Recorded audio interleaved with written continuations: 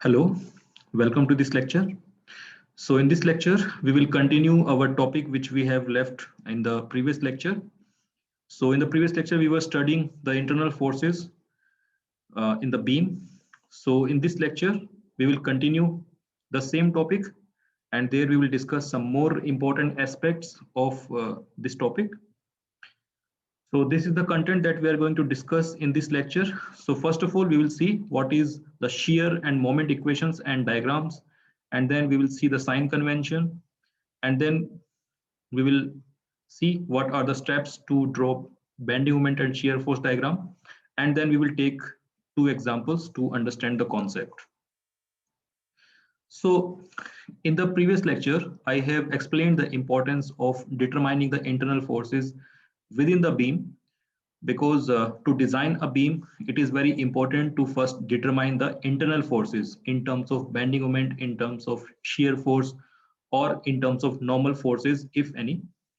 So basically, I am extending that concept here. So here we are going to discuss about the shear moment equations and the diagram. Well, as we know that shear force and bending moment, they will be they will be varying within the length of beam depending on the magnitude of the external load, magnitude and location of the external load. So here also it is written that the actual design of beam requires a detailed knowledge of the variation of the internal forces and internal forces such as shear force and bending moment acting at each point along the axis of the beam. So it is very much important that how this variation is there within the beam because of the external load. So this variation can be shown by using a diagram. So this variation of shear force and bending moment can be shown with the help of diagram, and those diagrams are known as shear force diagram and bending moment diagram. So generally, to obtain these diagram, what we do is we use the method of section that we have used in the previous lecture also. And using the method of section, we try to determine the value of V and M as a function of the X. So in this process, what we do is we arbitrarily select a distance, say at X distance, and then we find out the value of M and V in terms of the value of X. Say, for example, here, like this beam is loaded with UDL and point load. So if I have to find out a function of V and M at a distance X, say, for example, from the left hand support, if I make a section like at this point, say this distance is distance X. So at this distance, what will be the value of shear force and bending moment in terms of X? So I will obtain that equation, and that equation will be actually the function of shear force and bending moment in terms of X. So using these functions, we can draw the diagram. But here we need to understand that these functions, the function of V and M, it will be discontinuous at the point where there will be a change in the UDL, or there will be, I mean, at those point, if there is a point load or if there is a couple moment at that point, so there will be the discontinuity of that function. Well, for example, here in this case, you can see here in this beam, there are two types of load. One is the UDL and the second one is the point load. So basically one function of shear and moment, if I consider the UDL. So in this UDL, if I cut the section at any arbitrary distance, say x1, then this the function of V and M in terms of x1 will work only up to the point where where this UDL is changing. So UDL is changing at this point, because at this point UDL having intensity of W, but when we go further there is a zero UDL. So when there is a zero UDL, then the function of V and M, which we have find out using the x1 value, will not work. So in that case, we have to, what we do is we generally divide the beam in segments. So here, basically, this beam is having two loads, which is UDL and concentrated load. So this beam can be divided into three segments to get the function of V and M. So basically, there will be three function of V and M for each segment. Say, if I talk about the segment A, then V and M will be the function of x1. Similarly, the second segment B.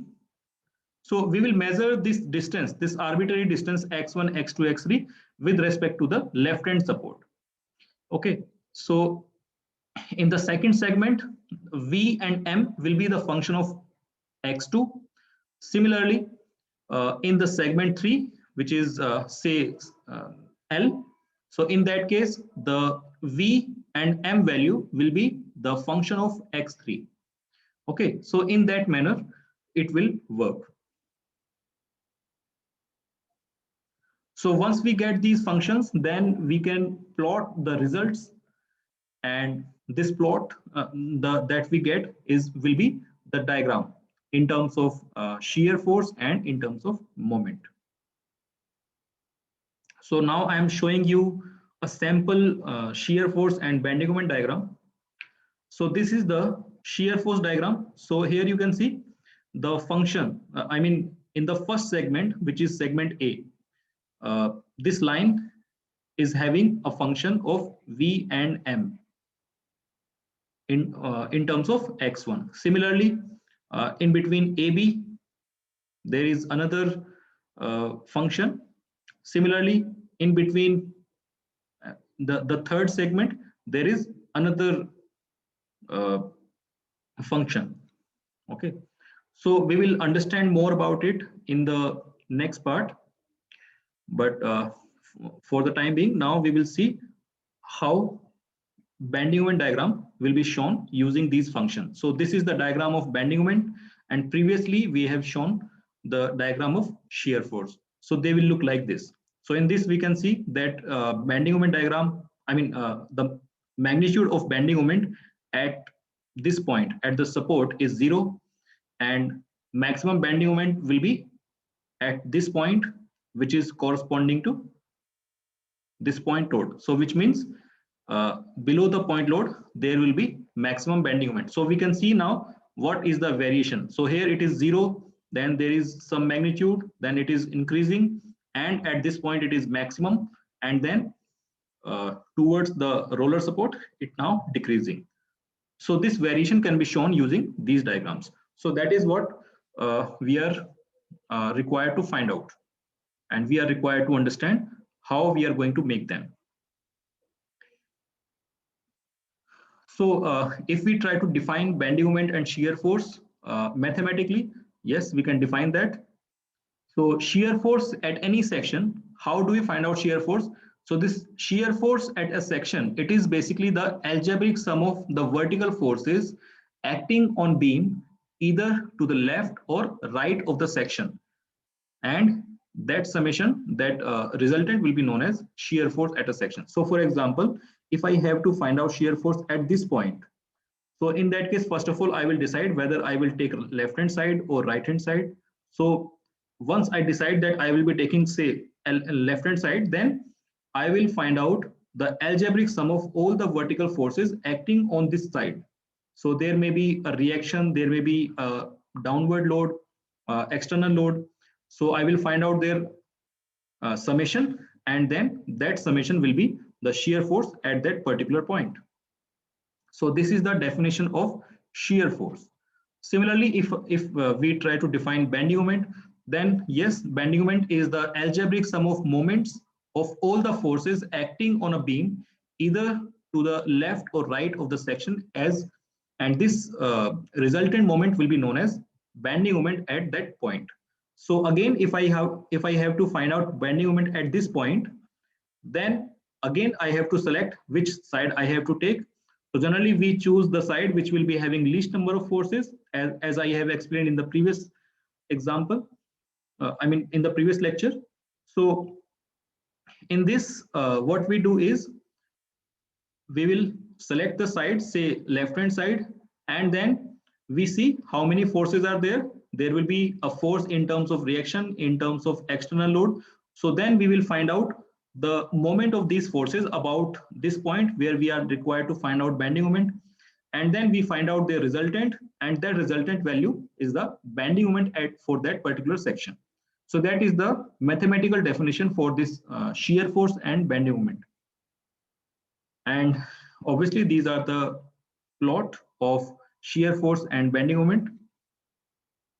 Then we will see the sign convention. Well, sign conventions are same that we have discussed in the previous lecture. So when the beam is sagging, then on the left hand side there will be positive moment, the clockwise moment, and on the left hand side there will be anti-clockwise moment. Similarly, for positive shear force, on the left hand side there will be upward force, and on the right hand side there will be downward force. So these will be considered as positive shear force if we find such condition. Similarly, in case of hogging and in case of negative shear force, it is the opposite to it. So in the next part, we will discuss what are the steps that we are going to follow to draw the bending moment and shear force of the beam. So thank you.